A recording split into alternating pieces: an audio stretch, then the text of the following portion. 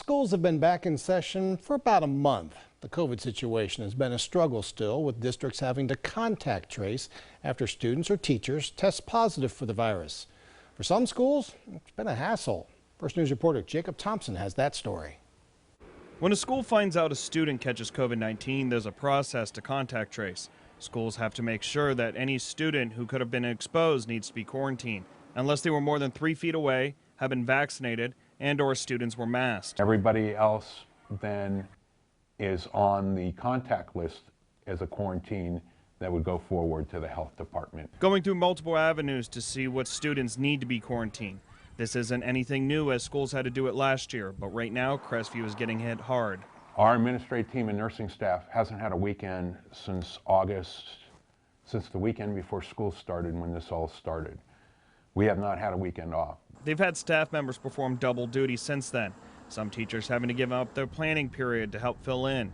Crestview Superintendent Matthew Manley says there are between 60 to 80 kids absent a day in the high school, out of 400. That's between positive cases and quarantine.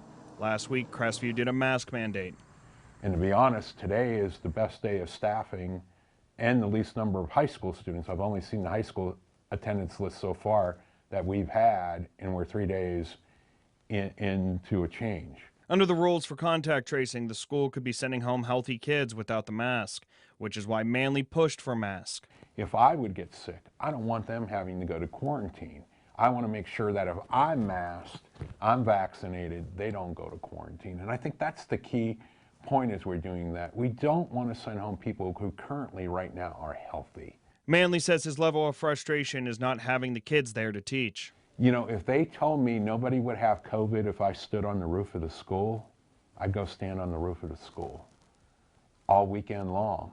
In Columbiana, Jacob Thompson, WKBN 27 First News.